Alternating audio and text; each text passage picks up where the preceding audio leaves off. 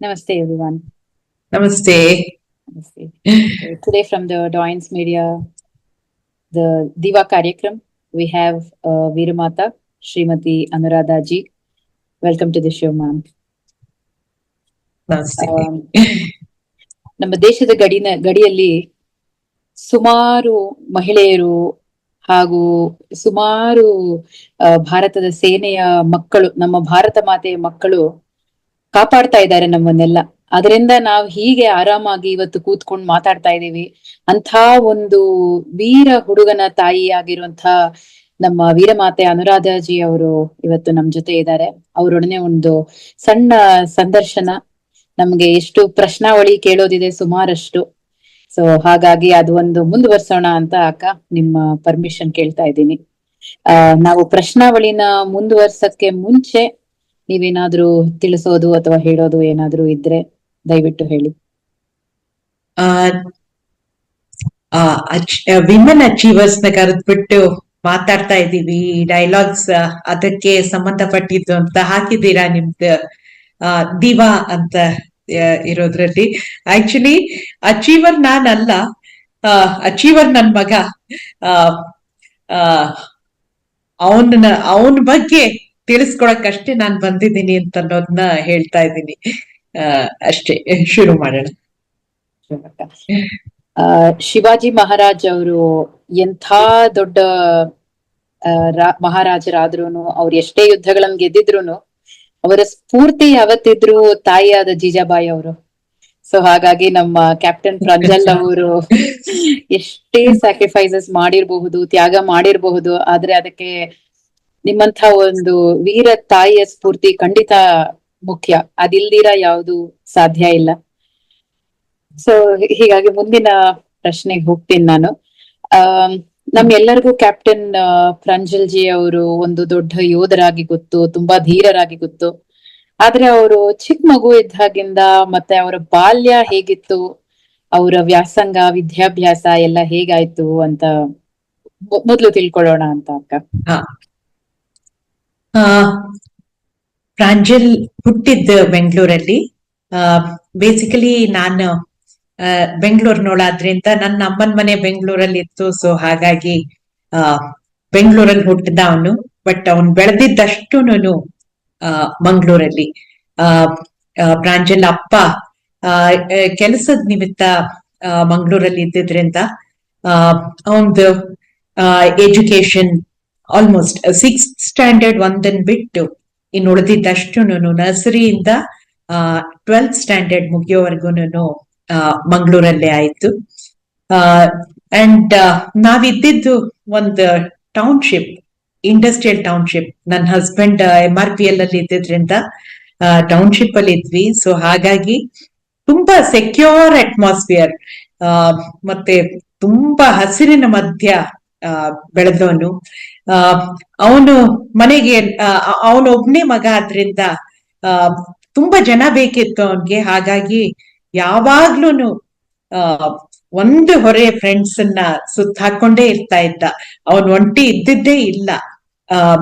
And ಅವನ್ದು ಹಾಗೆ friends ಜೊತೆ ಇರ್ಬೇಕು, ಆಟ ಆಡ್ಬೇಕು, ಮಾಡ್ಬೇಕು ಅನ್ನೋದಕ್ಕೆ ಆ ವಾತಾವರಣ ಟೌನ್ಶಿಪ್ ತುಂಬಾ ಅನುಕೂಲ ಮಾಡ್ಕೊಟ್ಟಿತ್ತು. ಅಂದ್ರೆ ನಾವ್ ಯಾವ ತರಾನು ಮಕ್ಕಳನ್ನ ಆಚೆ ಬಿಟ್ಟಿದೀವಿ ಅಂತ ಯೋಚನೆ ಮಾಡೋ ಪರಿಸ್ಥಿತಿ ಇರ್ಲೇ ಇರ್ಲಿಲ್ಲ. ಅಷ್ಟು ಸೆಕ್ಯೂರ್ ಆಗಿ ಇದ್ದಿದ್ರಿಂದ ತುಂಬಾ care free childhood.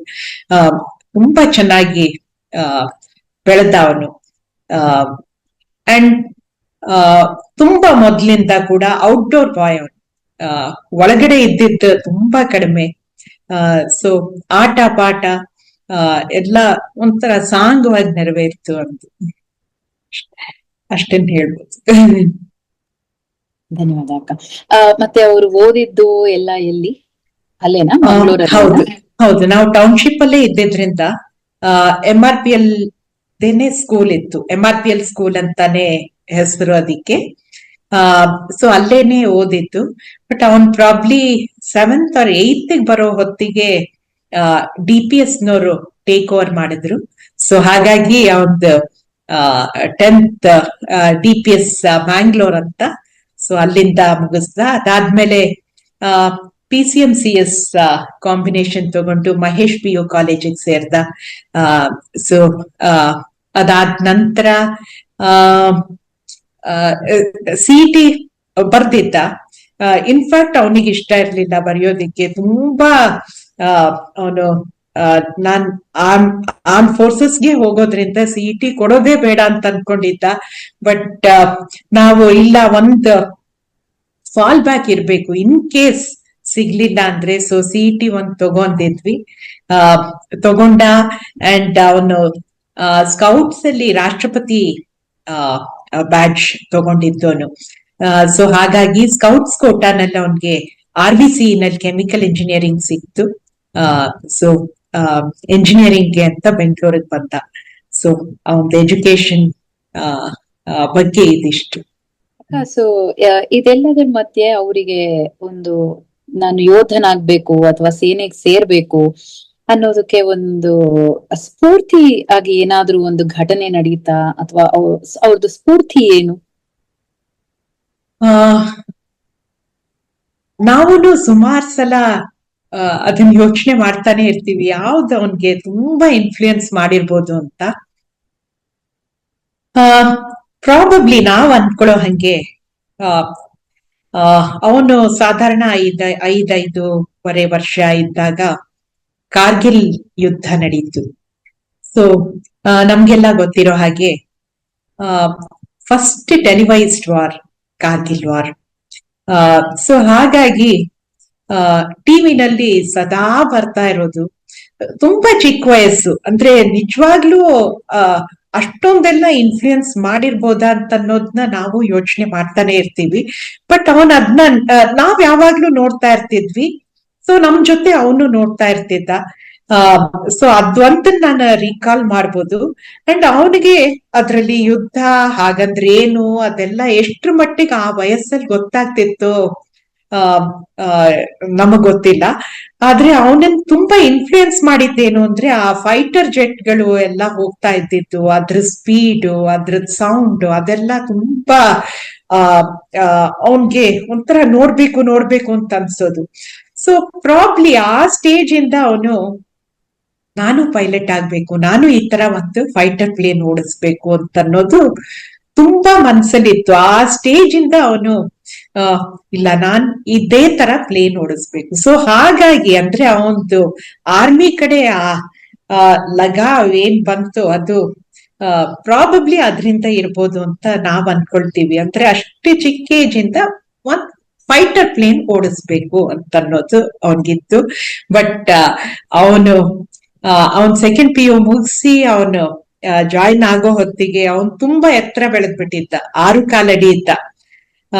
So air force ಗೆ ಅಂದ್ರೆ ಅವ್ರದ್ದು ಏನಿರತ್ತೆ ಪ್ಯಾರಾಮೀಟರ್ಸ್ ಅದು ಮೀಟ್ ಆಗ್ತಾ ಇರ್ಲಿಲ್ಲ. ಸೊ ಇಲ್ಲ, ಇದು ಏರ್ಫೋರ್ಸ್ ಆಗಲ್ಲ, ಸೊ ಸೆಕೆಂಡ್ ಬೆಸ್ಟ್ ಆಪ್ಷನ್ ನಾನು ಆರ್ಮಿಗೆ ಹೋಗ್ತೀನಿ ಅಂತ ಅನ್ಕೊಂಡು ಹೋದ. ಸೊ ನಮಗ್ ಗೊತ್ತಿದ್ದಂಗೆ ಕಾರ್ಗಿಲ್ ವಾರ್ ಮೇನ್ ಇನ್ಫ್ಲೂಯೆನ್ಸರ್ ತುಂಬಾ ಚಿಕ್ಕ ಏಜ್ ಅಲ್ಲಿ. ಅಂಡ್ ಅದಾದ್ಮೇಲಿಂದ ಸ್ಟೇಜ್ ಅಲ್ಲಿ ಒಂದ್ಸಲ ಅವನ ಅಪ್ಪ ಅಫಿಷಿಯಲ್ ಜಾಬ್ ಅನ್ಕೊಂಡು US ಗೆ ಹೋಗಿ ಬಂದ್ರು. ಅಲ್ಲಿಂದ ಬರ್ತಾ ಒಂದು ಮೈಕ್ರೋಸಾಫ್ಟ್ ಫ್ಲೈಟ್ ಸಿಮ್ಯುಲೇಟರ್ CD ತಂದ್ಕೊಟ್ರು. ಸೊ ಆ ಫ್ಲೈಟ್ ಸಿಮ್ಯುಲೇಟರ್ ಇಟ್ಕೊಂಡೆ, ಅಂದ್ರೆ ಅವನ್ಗೆ ಹೇಳ್ತಿದ್ನಲ್ಲ ಫೈಟರ್ ಪೈಲಟ್ ಆಗ್ತೀನಿ ಅಂತ, ಪ್ರಾಬ್ಲಿ ಅದಕ್ಕೆ ಅವ್ರು ತಂದಿರ್ಬೋದು. ಸೊ ಆ CD ತಂದ್ಮೇಲೆ ಅದನ್ನ ಮಕ್ಕಳೆಲ್ಲಾರು, ಅವನ್ ಫ್ರೆಂಡ್ಸ್ ಎಲ್ರೂ ಸೇರಿ ಆಡಕ್ ಶುರು ಮಾಡಿದ್ರು. ಸೊ ಒಂದ್ಸಲ ಫ್ಲೈಟ್ ಸಿಮ್ಯುಲೇಟರ್ ಆಡಕ್ ಶುರು ಮಾಡಿದ್ಮೇಲೆ ಒಂಥರ ಇನ್ನೂ ತುಂಬಾ ಪಕ್ಕ ಆಯ್ತು ಅವನ್ಗೆ, ಇಲ್ಲ ನಾನು ಇದೇ ಲೈನ್ಗೆ ಹೋಗ್ಬೇಕು ಅಂತ. ಸೊ ಅದು ಎರಡನೇ ಇನ್ಫ್ಲೂಯೆನ್ಸ್ ಇರ್ಬೋದು.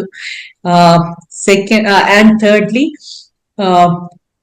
ಅವನು ಪ್ರಾಬ್ಲಿ 9th ಸ್ಟ್ಯಾಂಡರ್ಡ್ ಅಲ್ಲಿ ಇದ್ದಾಗ ಅನ್ಸುತ್ತೆ ಲಕ್ಷ್ಯ ಫಿಲಂ ರಿಲೀಸ್ ಆಯ್ತು. ನನಗ್ ಗೊತ್ತಿದ್ದಂಗೆ ಅವನು ಆರ್ಮಿ ಜಾಯಿನ್ ಆದ ಟೈಮಲ್ಲಿ ಸಾಕಷ್ಟು ಜನ ಯಾರ್ಯಾರು ಜಾಯಿನ್ ಆದ್ರು ಅವ್ರೆಲ್ರಿಗೂನು ತುಂಬಾ ಇನ್ಫ್ಲೂಯೆನ್ಸ್ ಮಾಡಿದ್ದು ಲಕ್ಷ್ಯ ಫಿಲಂ. ನಿಜವಾಗ್ಲು ಒಂದು ಒಳ್ಳೆ ಫಿಲಂ ಎಷ್ಟು ಇನ್ಫ್ಲೂಯೆನ್ಸ್ ಮಾಡ್ಬೋದು, ಎಷ್ಟು ಪವರ್ ಇರುತ್ತೆ ಅದಕ್ಕೆ ಅಂತ ಗೊತ್ತಾಗೋದಕ್ಕೆ ಇದನ್ನೇ ಎಕ್ಸಾಂಪಲ್ ಆಗಿ ನಾವು ಹೇಳ್ಬೋದು. ಲಕ್ಷ್ಯ ಫಿಲಂ ಇಂದ ನೂರಾರು ಜನ ಇಂಡಿಯನ್ ಆರ್ಮಿಗೆ ಸೇರಿದ್ದಾರೆ ಇವತ್ತು. ಅಕ್ಕ ಇದನ್ನೆಲ್ಲ ಅವರು ನಿಮ್ ಹತ್ರ ಬಂದು ಹಂಚ್ಕೊಂಡಿದ್ ಯಾವಾಗ? ಅಂದ್ರೆ ನಾನು ಹೀಗೆ ಒಂದು ನಿರ್ಧಾರ ತಗೊಂಡಿದ್ದೀನಿ ಅಮ್ಮ, ನಾನು ಆರ್ಮಿಗೇನೆ ಹೋಗೋದು, ಹಾಗೆ ತುಂಬಾ ಸಣ್ಣ ಏಜ್ ಇಂದಾನೆ ಹೇಳ್ತಾ ಇದ್ದ. ಅಂದ್ರೆ ಅವನು ಅದೇ ಫೈಟರ್ ಪೈಲಟ್ ಆಗ್ತೀನಿ ಅಂದಾಗಿಂದ ಅದು ಆರ್ಮಿ ಅಥವಾ ಏರ್ ಫೋರ್ಸ್ ಒಂಥರ ಅದು ನಮ್ ಮನ್ಸಲ್ಲೂ ಕೂತೋಯ್ತು, ಅವನ್ ಅದೇ ಲೈನ್ ನೋಡ್ತಾ ಇದ್ದಾನೆ ಅಂತ. ಪ್ರಾಬ್ಲಿ ಲಕ್ಷ್ಯ ಬರೋ ಹೊತ್ತಿಗೆ ತುಂಬಾ ಚೆನ್ನಾಗಿ ಅವ್ರ ಮನ್ಸಲ್ಲಿ ಕೂತ್ ಹೋಗಿತ್ತು. ಅಂಡ್ ಲಕ್ಷ್ಯ ಫಿಲಮ್ ಅಲ್ಲಿ ನೀವು ನೋಡಿರ್ಬೋದು, ಅವರು ಓತಿ ಅಂತ ತಗೊಳ್ತಾರೆ ಟ್ರೈನಿಂಗ್ ಮುಗಿದ್ಮೇಲೆ, ಅದ್ರದ್ದು ಫುಲ್ ಸೀಕ್ವೆನ್ಸ್ ಅದ್ರಲ್ಲಿ ಇತ್ತು. ಅವನ್ ಎಷ್ಟೊಂದು ಇನ್ಫ್ಲೂಯೆನ್ಸ್ ಆಗೋಗಿದ್ದ ಅದ್ರಿಂದ. ಅಂದ್ರೆ ನಿಜ ಹೇಳ್ಬೇಕು ಅಂದ್ರೆ ನಾವು ಬೆಳಗ್ಗೆ ಜನರಲಿ ಯಾವ್ದಾರ ಒಂದ್ ಹಾಡ್ ಕೇಳಿದ್ವಿ ಅಂದ್ರೆ ಇಡೀ ದಿನ ಅದೇ ಹಾಡು ಗುನ್ಗುನಾಯಿಸ್ತಾ ಇರ್ತೀವಿ ಅಲ್ವಾ. ಒಂಥರ ಹಾಗೆ ಅವನ ಆ ಲಕ್ಷ್ಯಲ್ಲಿ ಇದ್ದಿದ್ದ ಆ ಓತ್ ಏನಿದೆ ಅದನ್ನ ದಿನದಲ್ಲಿ 50 ಸಲ 60 ಸಲ ಓಡಾಡ್ತಾ, ಮೆಟ್ಲು ಹತ್ತುತ್ತಾ, ಇಳೀತಾ, ಒಂಥರ ಅದೇ ಗುಂಗು. ಅಂದ್ರೆ ದಿನಕ್ಕೆ 50-60 ಸಲ ವರ್ಷಗಟ್ಲೆ ಹೇಳ್ದ ಆತರ. ಪ್ರಾಬ್ಲಿ ಅದೊಂದು ಮಾತ್ರ ನನ್ಗೆ ಈಗ್ಲೂ ತುಂಬಾ ಅನ್ಸತ್ತೆ. ಅಂದ್ರೆ it ends with lines, even to the peril of my life ನಾನು ಮಾಡ್ತೀನಿ ಅಂತ. ಆ ಓತ್ ಎಂಡ್ ಆಗೋದ್ ಹಾಗೆ ನಿಜವಾಗ್ಲು ಎಷ್ಟು ನೂರಾರು ಸಲ 1000 ಸಲ ಹೇಳ್ಬಿಟ್ಟಿತ್ತು. ಅದು ಒಂಥರ ಆ ಜುನೂನ್ ಅಂತ ಏನ್ ಹೇಳ್ತಾರೆ, ಆ ಜುನೂನ್ ಇತ್ತು ಅವನಿಗೆ. ಒಂದು ಸಿನಿಮಾ ಎಷ್ಟು ಇನ್ಫ್ಲೂಯೆನ್ಸ್ ಮಾಡೋದು ತುಂಬಾ ಆಶ್ಚರ್ಯಕರ. ಅದು ಪಾಸಿಟಿವ್ ಇನ್ಫ್ಲೂಯೆನ್ಸ್. ಹೌದು, ನೆಗೆಟಿವ್ ಇನ್ಫ್ಲೂಯೆನ್ಸ್ ನಾವು ಸಾಕಷ್ಟು ನೋಡಿರ್ತೀವಿ, ಅದು ತುಂಬಾ ಇರುತ್ತೆ. ಆದ್ರೆ ಪಾಸಿಟಿವ್ ಇನ್ಫ್ಲೂಯೆನ್ಸ್ ವೆರಿ ನೈಸ್. ಅವರು ನಿಮ್ಗೆ ಅದೆಲ್ಲ ಬಂದು ಹೇಳಿದಾಗ ಅಕ್ಕ, ನಿಮ್ಗೆ ನಿಮ್ಮ ಅಭಿಪ್ರಾಯ ಏನಿತ್ತು ಅಥವಾ ನಿಮ್ಗೆ ಹೇಗ್ ಅನ್ಸ್ತು? ಅದ್ರಲ್ಲಿ ತುಂಬಾ ಖುಷಿ ಆಯ್ತು, ತುಂಬಾ ಖುಷಿ ಆಯ್ತು. ಅಂದ್ರೆ ಜನರಲಿ ನಾವು ನೋಡೋ ಹಾಗೆ ಬರೀ ಎಂಜಿನಿಯರಿಂಗು ಮೆಡಿಕಲ್ ತರ ಅದು ಬಿಟ್ಟು ಏನು ಲೈನ್ ಇಲ್ಲ ಅನ್ನೋ ತರ. ಅಂದ್ರೆ ಅವ್ರಿಗೆ ಇಷ್ಟ ಇದೆಯೋ ಇಮ್ಮೆಟೀರಿಯಲ್ ಅದು. ಅದೇ ಲೈನ್ಗೆ ಹೋಗ್ತೀನಿ ಅಂತ ಅನ್ನೋ ಮಕ್ಳಿರುವಾಗ ಇಷ್ಟೊಂದು ಫೋಕಸ್ಡ್ ಆಗಿ ನಾನು ಇದನ್ನೇ ಮಾಡ್ತೀನಿ ಅಂತ ಹೇಳ್ತಾನಲ್ಲ, ಅದ್ರಲ್ಲೂ ಅವ್ನು ಮಾಡಿದ ಇಂಜಿನಿಯರಿಂಗೇನೆ ಅಂತಲ್ಲ, ಬಿಟೆಕ್ಗೆನೆ ಅವ್ನ್ ಮಾಡಿದ್ದು. ಬಟ್ ಏನಂದ್ರೆ ಸ್ಪೆಸಿಫಿಕ್ ಆಗಿ ಇದೇ ಪ್ರೊಫೆಷನ್ ಹೋಗ್ತೀನಿ ಅಂತ ಅಷ್ಟು ಸಣ್ಣ ಏಜ್ ಇಂದ ಆ ಫೋಕಸ್ ಬರೋದು ತುಂಬಾ ಅಪರೂಪ. ಆ ಫೋಕಸ್ ಇತ್ತು. ಅದು ನಾವು ತುಂಬಾ ಸಪೋರ್ಟ್ ಮಾಡಿದ್ವಿ ಅಷ್ಟೇನೇನೆ. ನಮ್ ರೋಲ್ ಅಷ್ಟೇನೇನೆ. ಅಂದ್ರೆ ನಾವ್ ಇನ್ಫ್ಲೂಯೆನ್ಸ್ ಮಾಡಿ ನೀನ್ ಇದೇ ಲೈನ್ಗೆ ಹೋಗ್ಬೇಕು ಅಂತ ಹೇಳಿದ್ದಲ್ಲ, ಅವನ್ ಚೂಸ್ ಮಾಡ್ದ. ಅದಕ್ ಬೇಕಾಗಿದ್ದ ಅಷ್ಟು ಸಪೋರ್ಟ್ ನಮ್ಮ ಕಡೆಯಿಂದ ಸಿಕ್ತು. ಅಂದ್ರೆ ನೀವೇನಾದ್ರೂ ಡಿಸ್ಕಷನ್ಸ್ ಆತರ ಏನಾದ್ರು ಮಾಡಿದ್ರ ಅಕ್ಕ ವಿತ್ ಪ್ರಾಂಜಲ್? ಇಲ್ಲ, ಒಂಥರ nothing formal. Life threatening situations ಬರಬಹುದು, ಹಾಗೇನಾದ್ರೂ ಮಾತುಕತೆ, ಡೈಲಾಗ್ಸ್? ಇಲ್ಲ ಇಲ್ಲ, ಏನೂ ಇಲ್ಲ. ಸೊ ಮುಂಚೆಯಿಂದ ಅವರು ತುಂಬಾ ಫೋಕಸ್ಡ್ ಆಗಿದ್ದ. ಅವರ ಆಯ್ಕೆಯಲ್ಲಿ ತುಂಬಾ ದೃಢತೆ ಇತ್ತು ಹಾಗಾದ್ರೆ. ಹೌದು, ನೋ ಚೇಂಜ್ ಅಟ್ ಆಲ್. ಹೌದು. ಅವರು ಇದು ಟ್ರೈನಿಂಗ್ ಅವ್ರದ್ದು ಎಲ್ಲ ಎಲ್ಲಿ ಮಾಡಿದ್ದು ಅಕ್ಕ? ಅಂದ್ರೆ ಆರ್ಮಿಗೆ ಅವರು ಸೆಲೆಕ್ಟ್ ಆದ ನಂತರ ಭಾರತೀಯ ಸೇನೆಗೆ ಅವರು ಎಲ್ಲಿ ಟ್ರೈನಿಂಗ್ ಎಲ್ಲ ಮುಗಿಸಿದ್ದು? ಆರ್ಮಿದು ಆಕ್ಚುಲಿ ಹೇಗೆ ಅಂದ್ರೆ PUC ಆದ ನಂತರ ಹೋಗೋ ಎಂಟ್ರೀಸ್ ಏನಿದೆ, 2 ಬೇರೆ ಬೇರೆ ತರ ಎಂಟ್ರೀಸ್ ಇದೆ. ಜನರಲಿ ಜನ ಹೋಗೋದು NDA ಮುಖಾಂತರ. ತುಂಬಾ ಹಿಂದಿಂದ ಬಂದಿರೋ ಎಂಟ್ರಿ ಅದು, ನ್ಯಾಷನಲ್ ಡಿಫೆನ್ಸ್ ಅಕಾಡೆಮಿದು. ಸೊ NDAಗೆನೆ ಟ್ರೈ ಮಾಡ್ಬೇಕು ಅಂತ ಅವನ್ ಮನಸ್ಸಿದ್ದು ಕೂಡ. ಸೊ ಅವನ್ ಸೆಕೆಂಡ್ PU ಮುಗಿಯೋ ಹೊತ್ತಿಗೆ ಏನಾರ ಒಂದ್ ಸ್ವಲ್ಪ ಫಾರ್ಮಲ್ ಕೋಚಿಂಗ್ ಬೇಕಾಗತ್ತೆ ಅಂತ ನಾವು ಅನ್ಕೊಳ್ತಾ ಇದ್ವಿ. ಅವನ್ಗೂ ಸಹ ಹಾಗೆ ಅನ್ಸಿತ್ತು. ಅವನೇ ಹುಡುಕ್ದ ಇನ್ಫ್ಯಾಕ್ಟ್ ಎಲ್ಲಿ ಸಿಗತ್ತೆ ಟ್ರೈನಿಂಗ್ ಎಲ್ಲ ಹುಡುಕಿದ್ಮೇಲೆ ಬೆಂಗಳೂರಲ್ಲೇ ಒಂದ್ ಕಡೆ ಟ್ರೈನಿಂಗ್ ಸಿಗೋದಿತ್ತು. ಒಂದು 15 days ರೆಸಿಡೆನ್ಷಿಯಲ್ ಪ್ರೋಗ್ರಾಮ್ ಅದು. ಸೊ ಅದನ್ನ ಹುಡುಕೊಂಡಿದ್ದ. ಸೊ ಅಲ್ಲಿಗೆ ಸೇರ್ಸಿದ್ವಿ ಕೂಡ ನಾವು. ಸೊ ಅಲ್ಲಿ ಹೋದ್ಮೇಲೆ ಅವನಿಗೆ ಗೊತ್ತಾಗಿತ್ತು NDA ಎಂಟ್ರಿ ಅಲ್ಲದೆ ಬೇರೆ ಎಂಟ್ರಿ ಕೂಡ ಇದೆ ಇವಾಗ ಅಂತ. So Okay. ಅದು ಟೆಕ್ನಿಕಲ್ ಎಂಟ್ರಿ ಸ್ಕೀಮ್ ಅಂತ ಕರೀತಾರೆ. ಸೊ TES ಎಂಟ್ರಿ ಮೂಲಕನೇ ನೀನ್ ಹೋಗು ಅಂತ ಅವ್ರ ಸಜೆಷನ್ ಕೊಟ್ಟಿದ್ದು. ಸೊ ಹಾಗೆ ತಗೊಂಡ. ಇವಾಗ TES ಎಂಟ್ರಿಗೆ JEE ಮೇನ್ಸ್ ಎಲ್ಲ ಬರಿಬೇಕಾಗತ್ತೆ. ಬಟ್ ಅವನ್ ಬರೆಯೋ ಟೈಮ್, ಅವನ್ TES ಎಂಟ್ರಿ ತಗೊಂಡಿದ್ದ ಟೈಮ್ ಅಲ್ಲಿ JEE ಬರಿಬೇಕಾಗ್ತಿರ್ಲಿಲ್ಲ. PUC ಪರ್ಸೆಂಟೇಜ್ ಏನಿರುತ್ತೆ ಅದರಿಂದಾನೇನೆ ಇಂಟರ್ವ್ಯೂಗೆ ಕಾಲ್ ಮಾಡೋರು. ಸೊ ಹಾಗಾಗಿ NDAಗೆ ಟ್ರೈನಿಂಗ್ ತಗೊಳ್ತೀನಿ ಅಂತ ಅಲ್ಲಿ ಹೋದವನು ಅವ್ರ ಸಜೆಷನ್ ಇಂದ ಇಲ್ಲ TSA ತಗೊಳ್ತೀನಿ ಅಂತ ಅನ್ಕೊಂಡು ಆ ಕಡೆನೆ ಹೋದ. But later on NDA exam ಕೂಡ ಕ್ಲಿಯರ್ ಮಾಡ್ದ ಅವನು. ಬಟ್ ಆ ಸ್ಟೇಜ್ ಅಲ್ಲಿ ಇಲ್ಲ, ನಾನ್ TS ಅಲ್ಲಿ ಸೆಟ್ಲ್ ಆಗಿದ್ದೀನಿ, ಇಲ್ಲೇ ಇರ್ತೀನಿ ಅಂತ ಡಿಸೈಡ್ ಮಾಡಿ ಉಳ್ಕೊಂಡ. ಈ TES ಅಂದ್ರೆ ತಾಂತ್ರಿಕ ವಿದ್ಯಾಭ್ಯಾಸ ಅಲ್ವಾ? ಅಂದ್ರೆ ಹೌದು. ಯಾವ ತರದ ತಂತ್ರಜ್ಞಾನ ಎಲ್ಲ ಅವ್ರಿಗೆ ಅದ್ರಲ್ಲಿ ತರಬೇತಿ ನೀಡ್ತಾರಾ ಅಥವಾ ಬರೀ ಪರೀಕ್ಷೆನಾ?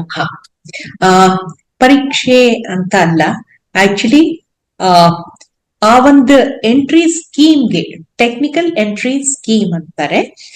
ಆ ಸ್ಕೀಮ್ ಅಲ್ಲಿ ಆಕ್ಚುಲಿ ಅವನ್ ಜಾಯಿನ್ ಆದಾಗ 1+4 years ಟ್ರೈನಿಂಗ್, ಅಂದ್ರೆ 5 years ಒಟ್ಟು ಟ್ರೈನಿಂಗ್ ಪೀರಿಯಡ್ ಇತ್ತು ಒಂದು.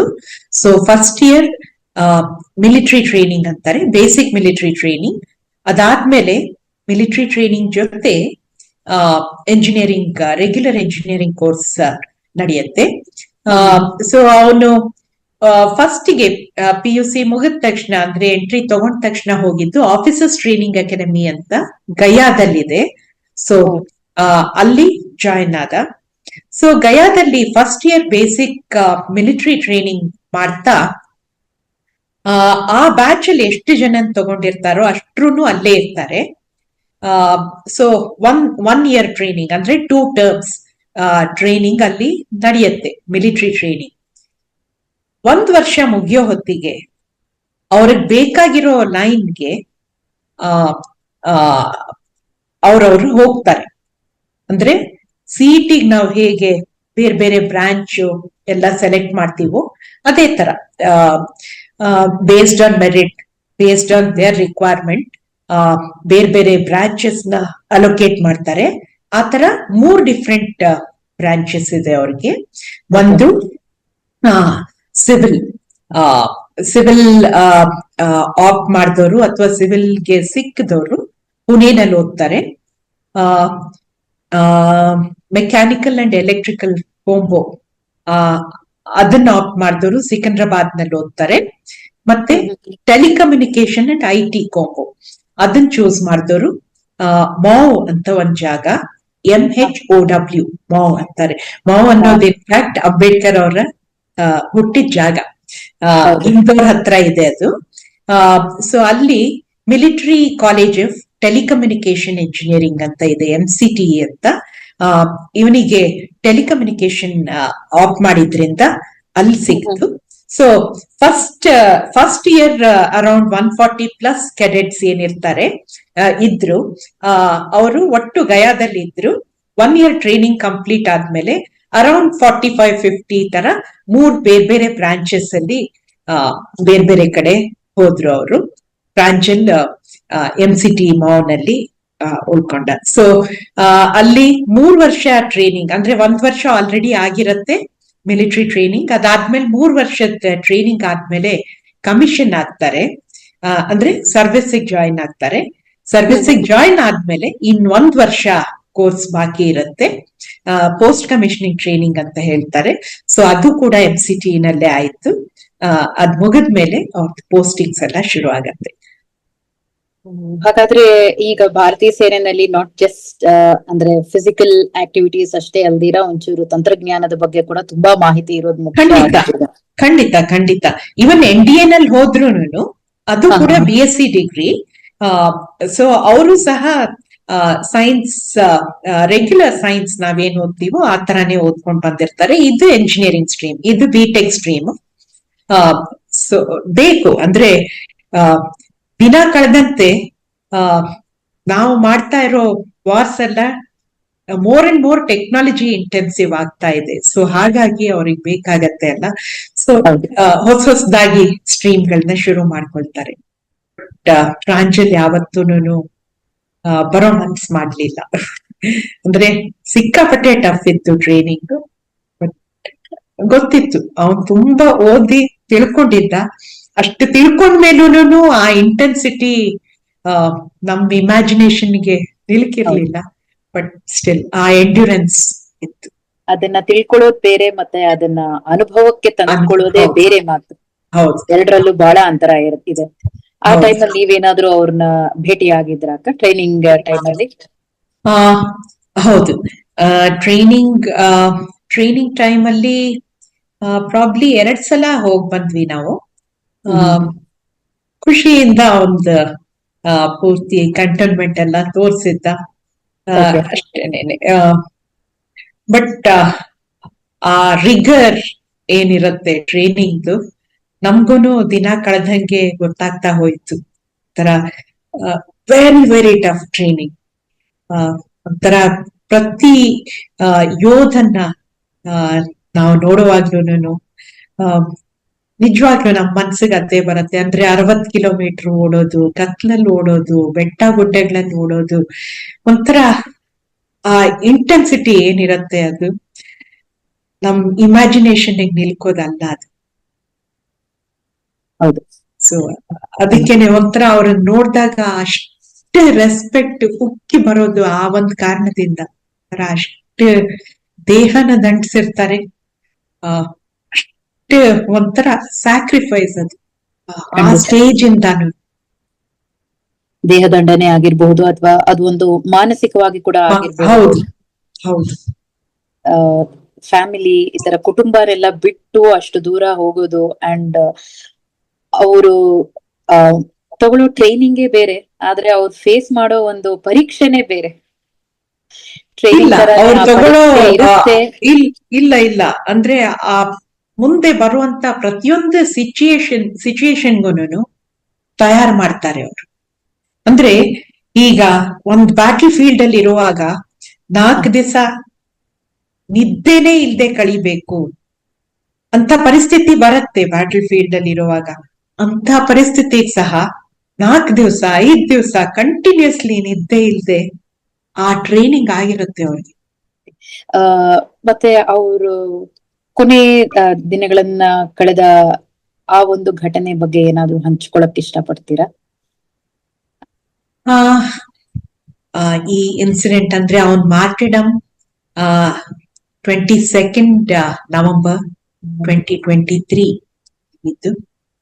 ಸೊ ಅದಕ್ಕೆ ಜಸ್ಟ್ ಅಬೌಟ್ 20 ದಿವಸದ ಹಿಂದೆ ಇದ್ದ ಅವನಿಲ್ಲಿ. ನವೆಂಬರ್ 1 ಕೂಡ ನಮ್ ಜೊತೆ ಇದ್ದ. ಬಟ್ ನವೆಂಬರ್ 1 ಒಂದ್ ದಿವಸದ ಮಟ್ಟಿಗೆ ಮನೆಯಲ್ಲಿ ಯಾವ್ದೋ ಫಂಕ್ಷನ್ ಅಟೆಂಡ್ ಮಾಡಕ್ ಬಂದಿದ್ದ. ಬಟ್ ಅಕ್ಟೋಬರ್ ನಲ್ಲಿ ಸಾಧಾರಣ ಒಂದು 10 ದಿವಸ ಅವನ್ ರಜಾ ಕಳಿಯೋದಿಕ್ಕೆ ಇಲ್ಲೇ ನಮ್ ಜೊತೆ ಇದ್ದ. ಸೊ ಆಗಿನ ನೆನಪುಗಳು. ಅಂಡ್ ನಾನ್ ಹೇಳ್ದಂಗೆ ನಾವು ಮಂಗಳೂರಲ್ಲಿ ಇದ್ವಿ. ನನ್ನ ಹಸ್ಬೆಂಡ್ಗೆ ರಿಟೈರ್ ಆಗೋದಿದ್ರಿಂದ ಮೇ ಎಂಡ್ಗೆ ರಿಟೈರ್ ಆಗೋರಿದ್ರು ಅವರು, May 23.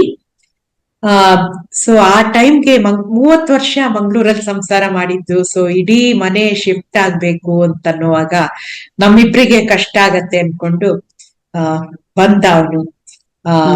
ಅಲ್ಲಿಂದ ಬಂದು ಇಡೀ ಇನ್ಫ್ಯಾಕ್ಟ್ ಮೇನಲ್ಲಿ ಬಿಗಿನಿಂಗ್ ಅಲ್ಲಿ ಒಂದ್ಸಲ ಬಂದು ಇಲ್ಲಿ ಬೆಂಗಳೂರಲ್ಲಿ ಮನೆ ಅಷ್ಟುನು ರೆಡಿ ಮಾಡ್ಬೇಕಾಯ್ತು. ಯಾಕೆಂದ್ರೆ 10 ವರ್ಷ ಖಾಲಿ ಇತ್ತು ಮನೆ. ಸೊ ಪ್ಲಂಬಿಂಗ್, ಎಲೆಕ್ಟ್ರಿಕಲ್, ಸೋಲಾರ್ ಅಂತ ಅನ್ಕೊಂಡು ಏನೇನ್ ಕೆಲ್ಸಗಳು ಆಗ್ಬೇಕಿತ್ತು ಮನೆಯಲ್ಲಿ ಇಲ್ಲಷ್ಟು ಮಾಡಿಸಿ ಮಂಗಳೂರಿಗೆ ಬಂದು ಅಲ್ಲಿ ಪೂರ್ತಿ ಸಾಮಾನ್ ಪ್ಯಾಕ್ ಮಾಡಿ ಅದನ್ನ ಟ್ರಕ್ ಲೋಡ್ ಮಾಡಿ ಇಲ್ಲಿ ಬಂದು ಅನ್ಲೋಡ್ ಮಾಡಿ ಮತ್ತೆ ಸಾಮಾನ್ ಅಷ್ಟುನು ಅನ್ಪ್ಯಾಕ್ ಮಾಡಿ ನಮ್ಮನ್ ಕಂಪ್ಲೀಟ್ಲಿ ಸೆಟಲ್ ಮಾಡಿಸಿ ಹೋಗಿದ್ದ ಮೇನಲ್ಲಿ ಬಂದಾಗ. May and June. ಅದ್ ಬಿಟ್ಟು ಅಕ್ಟೋಬರ್ ಅಲ್ಲಿ ರಜೆಗೆ ಬಂದ. ದಸರಾದ ಮುಂಚೆ ಜಸ್ಟ್ ದಸರಾ ಹಿಂದಿನ ದಿವಸ ಹೊರಟ ಅವನು. ಸೊ ಎಲ್ಲಾ ನೆನಪುಗಳು, ಅಂದ್ರೆ ನೆನಪೇ ಆಸ್ತಿ ನಮ್ಗೆ ಇವತ್ತು ಅಷ್ಟೇ. ಒಂದೊಂದ್ ಕ್ಷಣನು ಇನ್ಫ್ಯಾಕ್ಟ್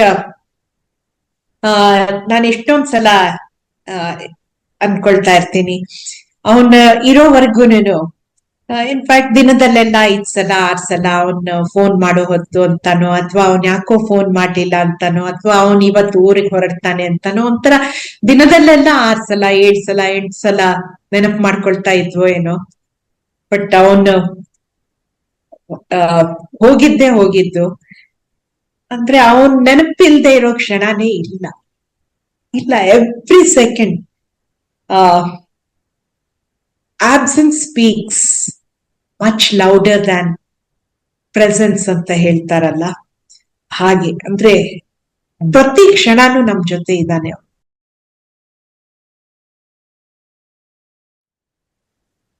ಅಕ್ಕ, ಮತ್ತೆ ಆ ಕ್ಯಾಪ್ಟನ್ ಪ್ರಾಂಜಲ್ ಅವರು ನಮ್ಮ ದೇಶಕ್ಕೋಸ್ಕರ ತುಂಬಾನೇ ತ್ಯಾಗ ಮಾಡಿದ್ದಾರೆ. ಅದನ್ನ ನಾನ್ ಜಾಸ್ತಿ ಪದಗಳಲ್ಲಿ ಅದನ್ನ ಹೇಳೋದಕ್ಕೆಲ್ಲ ಇಷ್ಟ ಪಡೋದಿಲ್ಲ. ಯಾಕಂದ್ರೆ ಪದಗಳು ನ್ಯಾಯ ಒದಗಿಸ್ಕೊಡಕ್ಕೆ ಖಂಡಿತ ಸಾಧ್ಯ ಇಲ್ಲ ಅವರು ಮಾಡಿರುವಂತ ತ್ಯಾಗನ. ಸಾಮಾನ್ಯ ಇಂಥ ಯೋಧರಿಗೆಲ್ಲ ಅವರು ಪಾರ್ಥಿವ ಶರೀರ ನಮ್ಮ ಮನೆಗೆ ತಗೊಂಡ್ ಬರ್ತಾರೆ. ಸಾಕಷ್ಟು ಜನ ನಾವಿರ್ತೀವಿ. ಆಗ ವಿ ಆಲ್ ಪೇ ಟ್ರಿಬ್ಯೂಟ್ಸ್ ಅವರಿಗೆ ಎಲ್ಲ ಮಾಡ್ತೀವಿ. ನಾವು ಎಲ್ರು ಆ ಒಂದು ದಿನ ಭಾವುಕರಾಗ್ತೀವಿ. ಆದ್ರೆ ಒಂದು ಸಾಮಾನ್ಯ ಪ್ರಜೆಯಾಗಿ ನಾವು ಹಿಂತಿರುಗಿ ಮನೆಗ್ ಹೋದ ಮೇಲೆ ನಮ್ದೇ ಆದ ದೈನಂದಿನ ಚಟುವಟಿಕೆಗಳಲ್ಲೆಲ್ಲ ನಾವು ಮುಳುಗ್ ಹೋಗ್ಬಿಡ್ತೀವಿ. ಆದ್ರೆ ಅದು ಒಂದು ತಂದೆ ತಾಯಿಗೆ ಅದು ಹಾಗೆ ಆಗೋದಿಲ್ಲ. ಅವರ ಒಂದು ಪ್ರತಿ ಕ್ಷಣ ಪ್ರತಿ ದಿನ ಸಾಮಾನ್ಯ ಮಕ್ಕಳು ಸುತ್ತೂ ತಿರುಗೋ ಪ್ರಪಂಚ ನಮ್ದು ತಂದೆ ತಾಯಿಗಳದು. ಸೊ ಹಾಗಾಗಿ ನೀವು ಇಂಥ ಒಂದು ಸಿಚುವೇಶನ್ ಇಂದ ನೀವ್ ಹೇಗೆ ಅದು ಹೊರಗ್ ಬಂದ್ರಿ ಅಂತ ನಾನ್ ಕೇಳೋದಿಲ್ಲ, ಹೇಗೆ ಸಾಮಾನ್ಯವಾಗಿ ನೀವು ಮುಂದುವರಿಸ್ಕೊಂಡು ಹೋಗ್ತಾ ಇದ್ದೀರಂತ. ಹೆಮ್ಮೆ ಖಂಡಿತ ಇರುತ್ತೆ. ಬಿಕಾಸ್ ಅವ್ರು ಮಾಡೋದು ಸಾಮಾನ್ಯವಾದ ಕೆಲಸ ಅಲ್ಲ. ಅಂದ್ರೆ ಪ್ರತಿಯೊಬ್ರು ಗಡಿಲ್ ನಿಂತು ಹೋರಾಡಕ್ ಸಾಧ್ಯ ಇಲ್ಲ. ಅಂದ್ರೆ ಪ್ರತಿಯೊಬ್ರು ಯೋಧರಾಗಕ್ ಸಾಧ್ಯ ಇಲ್ಲ. ಅದಕ್ಕೆ ಬೇರೆನೆ ಒಂದು ಮೈಂಡ್ ಸೆಟ್ ಬೇಕು, ಬೇರೆನೆ ಒಂದು ಕೈಂಡ್ ಆಫ್ ಡೆಡಿಕೇಶನ್ ಬೇಕು. ಅದು ಡೆಡಿಕೇಶನ್ ಅಷ್ಟೇ ಅಲ್ಲ, ಇನ್ನ ತುಂಬಾ ಫ್ಯಾಕ್ಟರ್ಸ್ ಇದೆ. ಸೊ ಎಲ್ರು ಯೋಧರಾಗಕ್ ಸಾಧ್ಯ ಇಲ್ಲ. ಅಂಡ್ ಯೋಧನಾಗಿ ಅಲ್ಲಿ ನಿಂತು ಬ್ಯಾಟಲ್ ಫೀಲ್ಡ್ ಅಲ್ಲಿ ಈ ತರ ಜೀವನ ಅರ್ಪಿಸೋದು, it's the highest honour that a soldier can think of. ಒಂಥರ ಸರ್ವೋಚ್ಚ ಬಲಿದಾನ ಅದು.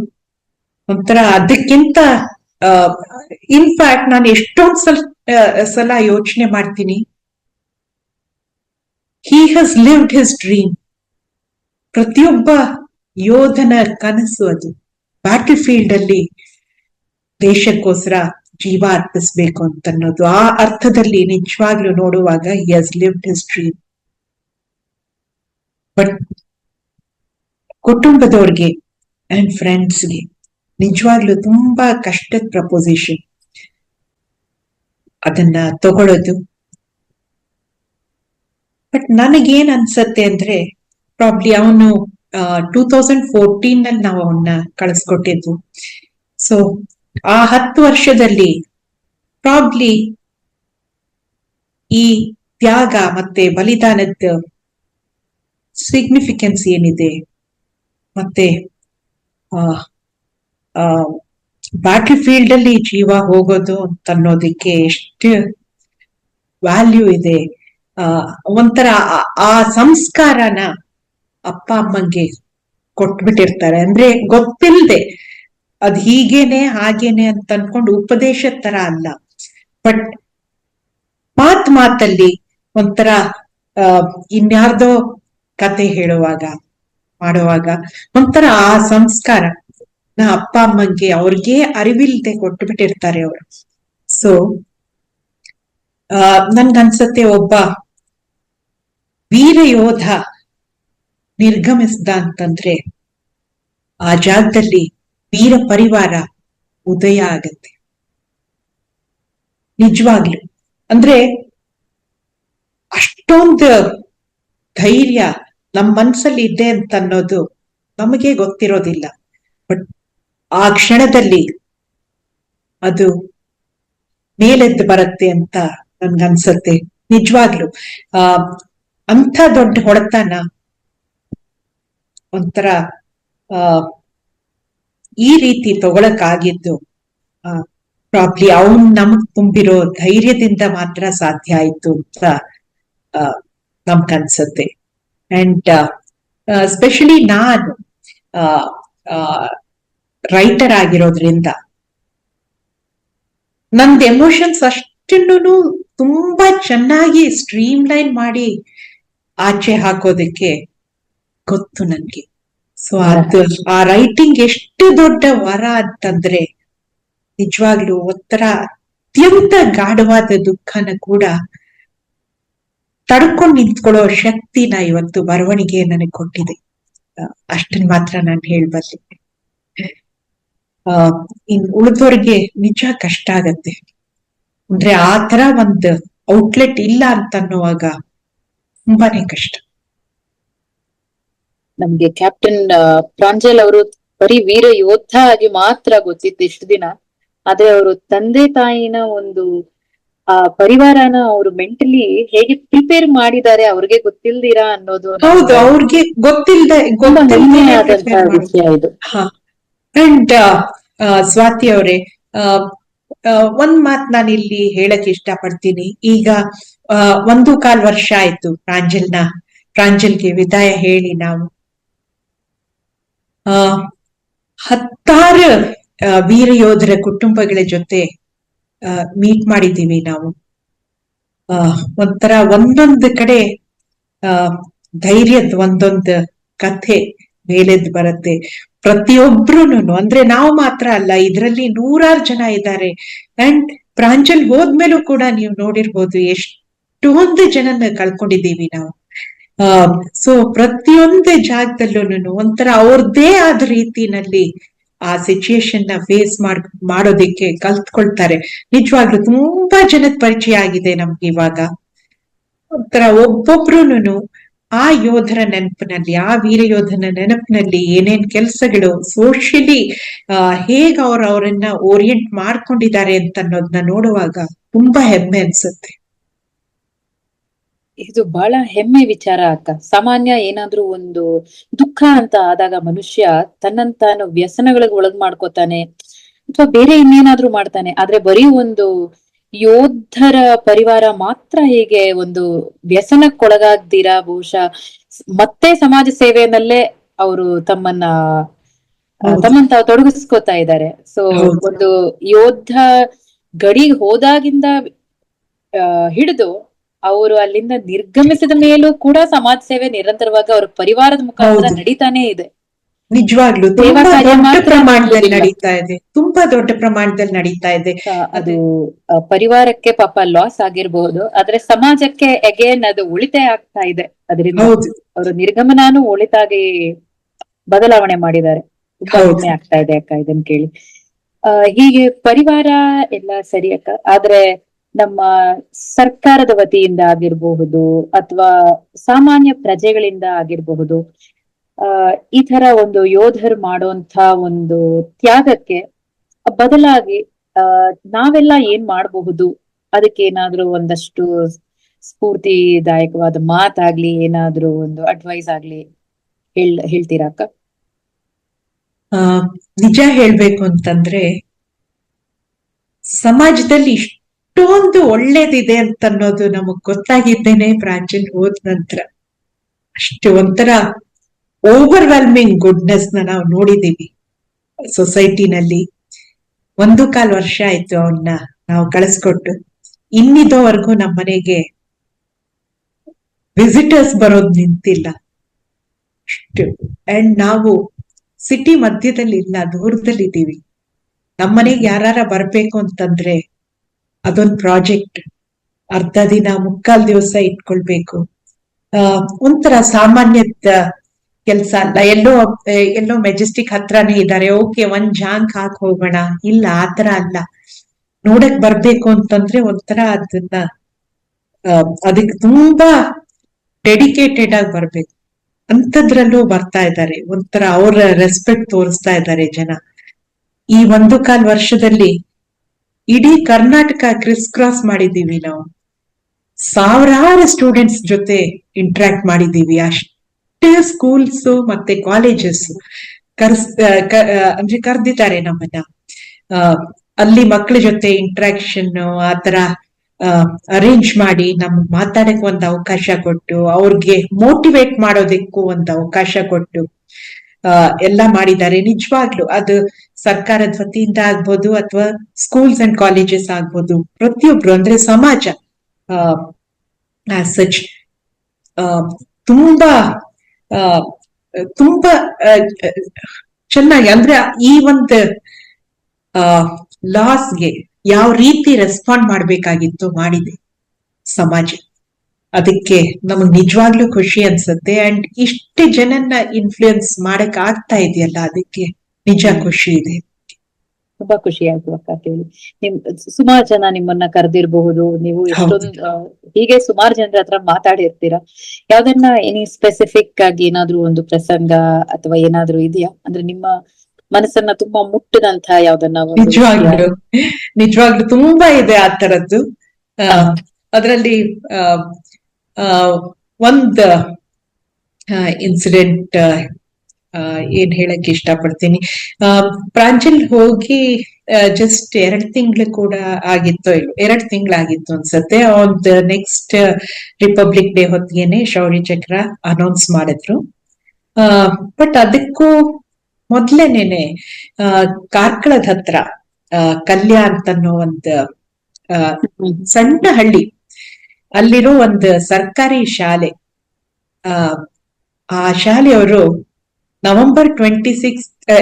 ಜನವರಿ 26, ಸಾರಿ ನಾನ್ ತಪ್ಪು ಹೇಳಿದ್ರೆ, ಜನವರಿ 26 ಹೊತ್ತಿಗೆನೆ ಅಂದ್ರೆ ವೆರಿ ನೆಕ್ಸ್ಟ್ ರಿಪಬ್ಲಿಕ್ ಡೇ ಏನ್ ಬಂತು ಅವ್ನು ಹೋದ್ಮೇಲೆ ಅವತ್ತಿನ ದಿವಸನೇ ಅವನ್ದೊಂದು ಸ್ಟ್ಯಾಚ್ಯೂ ಮಾಡಿ ಅದು ಇನಾಗ್ರೇಟ್ ಆಗ್ಬೇಕು ಅಂತ ಮನಸ್ಸು ಮಾಡ್ಬಿಟ್ಟಿದ್ರು ಅವ್ರು. ಅಂದ್ರೆ 2 ತಿಂಗಳು ಟೈಮ್ ಇದ್ದಿದ್ದು ಅವ್ರಿಗೆ. ಅವನ್ ಆ ಶಾಲೆಯಲ್ಲಿ ಓದಿದ್ದಲ್ಲ, ಕಾರ್ಕಳದಲ್ಲಿ ನಾವ್ ಇದ್ದಿದ್ದಿಲ್ಲ. ಮಂಗ್ಳೂರಲ್ಲಿ ಇದ್ವಿ ಹೌದು, ಬಟ್ ಕಾರ್ಕಳದಲ್ಲಿ ನಾವ್ ಇರ್ಲಿಲ್ಲ. ಅಂದ್ರೆ ಆತರ ಒಂಥರ ನಮಗ್ ತುಂಬಾ ಪರಿಚಯದವರಪ್ಪ ಏನೂ ಇಲ್ಲ, ಕಂಪ್ಲೀಟ್ಲಿ ಅಪರಿಚಿತರಾಗಿದ್ದವರೊಬ್ರು. ಅವನ್ ಹೋಗಿ 2 ತಿಂಗಳಾಗೋಷ್ಟ್ರಲ್ಲಿ ಗವರ್ಮೆಂಟ್ ಸ್ಕೂಲ್, ಆ ಸ್ಕೂಲ್ ಇನ್ಫ್ಯಾಕ್ಟ್ ಶತಮಾನೋತ್ಸವ ಆಚರಿಸಿತ್ತು ಆ ವರ್ಷ. ಸೊ ಆಗ್ಲೇಬೇಕು ಇದು. ಅಂಡ್ ಕರ್ನಾಟಕದಲ್ಲಿ ಎಲ್ಲೂನು ಯಾವುದೇ ಸ್ಕೂಲಲ್ಲೂನು ಯೋಧರ ಪುತ್ಥಳಿ ಇಲ್ಲ, ನಮ್ ಸ್ಕೂಲಲ್ಲಿ ಅದು ಆಗ್ಬೇಕು. ಅಂಡ್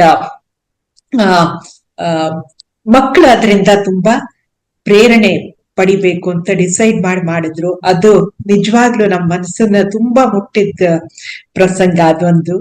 ಅಂಡ್ ಈಗ 4-5 ತಿಂಗಳ ಕೆಳಗ ಅಂತ ಯಾರೋ ಒಬ್ರು ಉತ್ತರ ಕರ್ನಾಟಕದ ಕಡೆಯವರು ಎಲ್ಲೆಲ್ಲಿಂದಾನೋ ನನ್ ಫೋನ್ ನಂಬರ್ ತಗೊಂಡು ಮಾತಾಡಿದ್ರು ನನ್ನ ಹತ್ರ. ಅವ್ರ ಮಗುಗೆ ಆಗಷ್ಟೇ ಅವ್ರಿಗೆ ಮಗ ಹುಟ್ಟಿದ್ದ. ಅವ್ರ ಮಗಂಗೆ ಪ್ರಾಂಜಲ್ದೇ ಹೆಸರಿಡ್ಬೇಕು ಅಂತ ಅವ್ರ ಮನ್ಸಿಗೆ ಅನ್ನಿಸ್ತಂತೆ. ಸೊ ಪ್ರಾಂಜಲ್, ಬರೀ ಪ್ರಾಂಜಲ್ ಅಲ್ಲ, ಕ್ಯಾಪ್ಟನ್ ಪ್ರಾಂಜಲ್ ಅಂತ ಹೆಸರಿಟ್ಟಿದೀವಿ ಅಂತ ಅಂದ್ಬಿಟ್ಟು ಇನ್ನಿದವರೆಗೂ ಅವರು ಕಾಂಟ್ಯಾಕ್ಟ್ ಇಟ್ಕೊಂಡಿದ್ದಾರೆ ನಮ್ಮ ಹತ್ರ. ಒಂಥರ ಅದನ್ನೆಲ್ಲ ನೋಡುವಾಗ ಎಷ್ಟು ಪ್ರೀತಿ, ಎಷ್ಟು ವಿಶ್ವಾಸ ಹರಿಸ್ತಾ ಇದ್ದಾರೆ ಪ್ರಾಂಜಲ್ ಮೇಲಾಗ್ಲಿ ನಮ್ ಮೇಲಾಗ್ಲಿ. ನಿಜವಾಗ್ಲು ಮನಸ್ಸು ತುಂಬ ಬರುತ್ತೆ ಅದಕ್ಕೆ. ಆತರ ತುಂಬಾ 100 ಘಟನೆಗಳಾಗೋಗಿದೆ. ಒಂಥರ ಒಂದೊಂದೂನು ನೆನಪು ಮಾಡ್ಕೊಳ್ತಾ ಇಷ್ಟು ಪ್ರೀತಿ ವಿಶ್ವಾಸ ಕೊಟ್ಟಿದಾರಲ್ಲ ಸಮಾಜದಲ್ಲಿ ಪ್ರತಿಯೊಬ್ರುನು. ಒಂಥರ ಅದಕ್ಕೆ ನಾವು ಚಿರಋಣಿಗಳಾಗಿದ್ದೀವಿ. ತುಂಬಾ ಹೆಮ್ಮೆ ಅನ್ಸ್ತಾ ಇದೆ ಈ ಪುತ್ಥಳಿ ವಿಚಾರ ಕೇಳಿ. ಅಂತೂ ತುಂಬಾನೇ ಹೆಮ್ಮೆ ಅನ್ಸ್ತಾ ಇದೆ ಆ ಶಾಲೆ ಬಗ್ಗೆ ಕೂಡ. ಮನೋಜ್ ಪಾಂಡೆ ಅವರ ಹೆಸರನ್ನ ನೀವು ಕೇಳೇ ಇರ್ತೀರಾ, ಕಾರ್ಗಿಲ್ ವೀರ ಅವರು. ಹೌದು. ಮನೋಜ್ ಪಾಂಡೆ ಅವರ ಅಪ್ಪ ಯಾವುದೋ ಒಂದು ಇಂಟರ್ವ್ಯೂನಲ್ಲಿ ಹೇಳಿದ ಮಾತು ಇದು: my son is no longer mine alone, he belongs to India ಅಂತ. ಸೊ ಪ್ರತಿಯೊಂದು ಯೋಧನ ವಿಷಯದಲ್ಲೂ ಈ ಮಾತು ಮಾತ್ರ ನಿಜ. ಅಂದ್ರೆ ಅವನ್ ಬರೀ ನಮ್ಮ ಮಗನಾಗಿ ಮಾತ್ರ ಉಳಿದಿಲ್ಲ, ಇವತ್ತು ಇಡೀ ದೇಶದ ಮಗನಾಗಿ ಇದಾನೆ. ಪ್ರಾಂಜಲ್ಯ ಆಗ್ಬೋದು, ಅವನ್ ತರ ಸಾವಿರಾರು ಜನ, ಅಂದ್ರೆ ನ್ಯಾಷನಲ್ ವಾರ್ ಮೆಮೋರಿಯಲ್ ಅಲ್ಲೇನೆ ಇಂಡಿಪೆಂಡೆನ್ಸ್ ಬಂದ್ಮೇಲೆ ಮಾರ್ಟರ್ ಆಗಿರೋರ ಹೆಸರುಗಳನ್ನ ಏನ್ ಹಾಕಿದ್ದಾರೆ ಅದೇನೆ 26,000ಕ್ಕಿಂತ ಜಾಸ್ತಿ ಇದೆ. ಅಷ್ಟು ಜನ ಯಂಗ್ಸ್ಟರ್ಸ್ ನಾವು ಕಳ್ಕೊಂಡಿದೀವಿ. ಅಂದ್ರೆ ಅದೇನೆ ನಮ್ ಸ್ವಾತಂತ್ರ್ಯನ ಕಾಪಾಡ್ಕೊಳ್ಳೋದಿಕ್ಕೆ ನಾವು ತೆರ್ತಾ ಇರೋ ಬೆಲೆ ಅವರ ರಕ್ತದಲ್ಲಿ. ಅಂದ್ರೆ ಬರೀ ವೀರ ಯೋಧರೇ ಅಲ್ಲ, ನಮ್ ವೀರರು, ಅವರು ಸುರಿಸೋ ಬೆವರು, ಅವರು ಸುರಿಸೋ ನೆತ್ತರು, ಅದು ನಮ್ಮ ಸ್ವಾತಂತ್ರ್ಯನ ಕಾಪಾಡ್ಕೊಳಕ್ಕೆ ನಾವು ತೆರ್ತಾ ಇರೋ ಬೆಲೆ. Freedom is not free, only a few pay the cost of war ಅಂತ. ಇದೇನೆ ಕಾಸ್ಟ್ ಆಫ್ ವಾರ್ ಕೊಡ್ತಾ ಇರೋದು ಯೋಧರು. ಸೊ ಅದನ್ನ ನಮ್ಮ ಜೀವನದ ಪ್ರತಿಯೊಂದು ಕ್ಷಣನೂ ನೆನಪಿನಲ್ಲಿ ಇಟ್ಕೊಳ್ಬೇಕಾದ್ದು ಈ ದೇಶದ ಪ್ರಜೆಯಾಗಿ ನಮ್ಮೆಲ್ಲರ ಕರ್ತವ್ಯ ಆಗುತ್ತೆ. ನಾವಿವತ್ತು ಸ್ವತಂತ್ರವಾದ ಗಾಳಿನ ತಗೊಳ್ತಾ ಇದ್ದೀವಿ ನಮ್ಮೊಳಗೆ ಅಂತಂದ್ರೆ ಅಷ್ಟು ಜನದ ಬಲಿದಾನ, ಬರೀ ಬಲಿದಾನ ಮಾತ್ರ ಅಲ್ಲ, ಈ ಇರುವಂತ ಯೋಧರು, ಅವ್ರು ಸುರಿಸೋ ಬೆವರು, ಅವ್ರು ಮಾಡೋ ತ್ಯಾಗ, ಪ್ರತಿಯೊಂದು ಅದೇನೆ ಕಾಸ್ಟ್ ನಮ್ ಸ್ವಾತಂತ್ರ್ಯದ್ದು. ಇದೊಂದನ್ನ ನಾವು ಪ್ರತಿಯೊಬ್ರು ನೆನಪಲ್ಲಿ ಇಟ್ಕೊಳ್ಳೇಬೇಕು. ಹೌದು, ನಾವೆಲ್ಲರೂ ನೆನಪಲ್ಲಿ ಇಟ್ಕೋಬೇಕಾದಂತ ಮಾತು ಅಕ್ಕ. ಧನ್ಯವಾದ.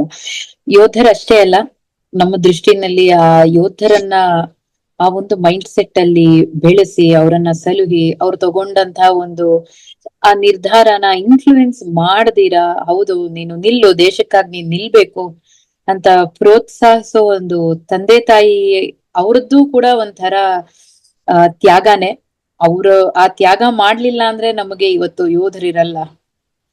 ಸೊ ಹಾಗಾಗಿ ಯೋಧರಿಲ್ದೆ ಇದ್ರೆ ದೇಶನೇ ಇಲ್ಲ. ನಿಮ್ ಹತ್ರ ಮಾತಾಡಿ ತುಂಬಾ ಖುಷಿ ಆಯ್ತು ಅಕ್ಕ. ಖುಷಿ, ಹೆಮ್ಮೆ ಅಂಡ್ ಸಾಕಷ್ಟು ಸೇನೆ ಬಗ್ಗೆ ನೀವು ಸಾಕಷ್ಟು ನಮ್ಗೆ ಮಾಹಿತಿ ಕೂಡ ಕೊಟ್ರಿ, ಟ್ರೈನಿಂಗ್ ಬಗ್ಗೆ ಎಲ್ಲಾನು. ಬಹಳ ಖುಷಿ ಆಯ್ತು. ನಿಮ್ಮಂತ ಒಂದು ವೀರ ಮಾತೆ ಜೊತೆ ಮಾತಾಡಿದ್ದು ನನ್ ಸೌಭಾಗ್ಯನೇ ಅಂತ ಹೇಳ್ಬೋದು ಇವತ್ತು. ನನಗೂ ಧನ್ಯವಾದ ಅಕ್ಕ. ಈ ಅವಕಾಶ ಕೊಟ್ಟಿದ್ದಕ್ಕೆ ತುಂಬಾ ಧನ್ಯವಾದ.